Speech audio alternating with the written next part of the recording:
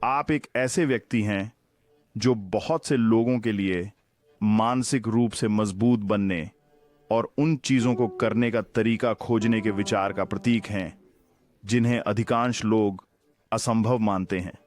आप कुछ हद तक उस व्यक्ति बन गए हैं। आप वह व्यक्ति कैसे बन गए? पता है क्या, जैसे मैं उस लड़के के रूप में नहीं बड़ा हुआ, या बाप वे मुझे उस व्यक्ति के रूप में देखते हैं जो बिना शर्त के 17 घंटों में 4030 पुलअप्स कर सकता है, जो 49 घंटों में 205 मील दौड़ सकता है, जो सारी पागल चीजें कर सकता है। लेकिन वे ये नहीं समझते कि मुझे इस मुकाम तक पहुंचने में किस यात्रा से गुजरना पड़ा।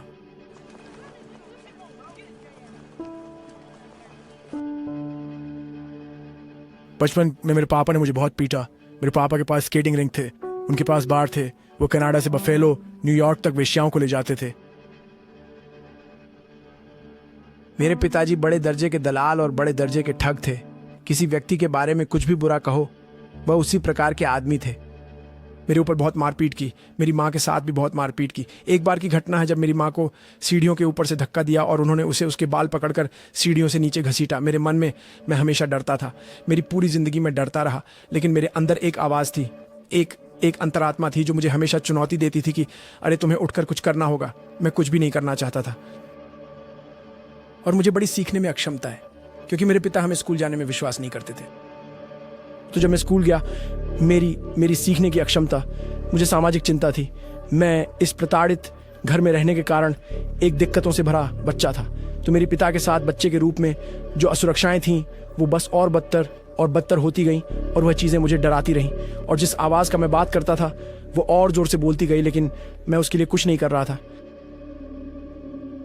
19 साल की उम्र से 22 साल की उम्र तक मेरा 125 पाउंड वजन बढ़ा। मैं 175 पाउंड से लगभग 300 पाउंड तक चला गया। 297 पाउंड मेरा सबसे ज़्यादा था और मैंने आरामदायक चीज़ें ढूंढनी शुरू की। और जितनी ज़्यादा आरामदायक चीज़ें मैं ढूंढता गया उतना ही मेरा मन असुविधाजनक होता गया, क्योंकि वह आवाज़ जिसके बारे में मैं तुम्हें बता रहा था वह हमेशा वहाँ थी। मैं बस उस अंतरात्मा से बचने की कोशिश कर रहा था। मैं उस अंतरात्मा से अकेला छोड़ दिया जाना चाहता था और वह मुझे अकेला नहीं छोड़ रही थी। क्या बदला?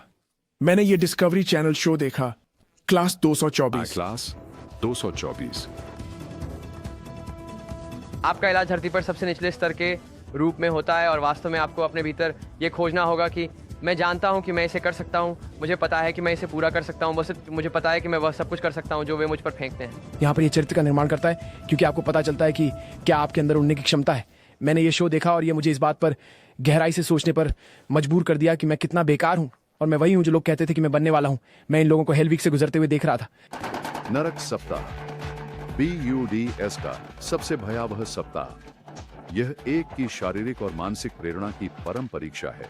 24 घंटे की गहन शारीरिक प्रशिक्षण और उत्पीड़न की दिनचर्या, पूरे सप्ताह में केवल 4 घंटे की नींद के साथ। और ये लोग घंटी बजा रहे हैं, छोड़ रहे हैं, अपना हेलमेट नीचे रख रहे हैं, बाहर जा रहे हैं। बहुत से लोग बस छोड़ रहे हैं और इसने मुझे मेरे डर, मेरी असुरक्षाओं पर विचार कराया।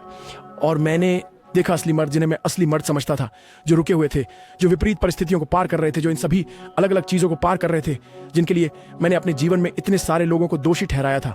मेरे पिता, मेरी माँ को दोष दिया उनके न होने के लिए, मेरी सीखने की अक्षमता, मेरी त्वचा के रंग के लिए। और इसलिए मैं थोड़ी देर वहां बैठा और मैंने सोचा कोई भी मुझे मदद करने नहीं आएगा, कोई भी मुझे मदद करने नहीं आएगा। यह पूरी तरह से सिर्फ मेरे खिलाफ मैं हूं।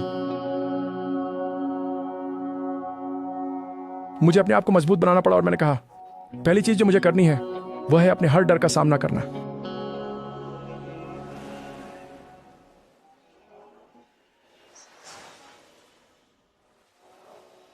तो मैंने भर्तीकर्ताओं को कॉल करना शुरू किया। मैंने कहा मैं नेवी सील बनने जा रहा हूं। सेना में प्रवेश के लिए लंबाई और वजन की सीमा होती है और मैं 6 फुट 1 इंच और 297 पाउंड का था। मैंने एक भर्तीकर्ता जिसका नाम स्टीव नाकाल्गो था उसे कॉल किया और उसने कहा अंदर आओ। उसने मुझे देखा, वजन के मानक से गुजारा और बाकी सब कुछ किया। और जिस क्लास में मुझे प्रवेश लेना था उसके लिए मुझे 3 महीने से कम समय में 106 पाउंड वजन कम करना था। तो मैं बोला भाड़ में जाए, मैं ये नहीं कर सकता। मैंने अपनी चॉकलेट मिल्क शेक उठाई और वापस इको लैब गया तिलचट्टों पर स्प्रे करने के लिए।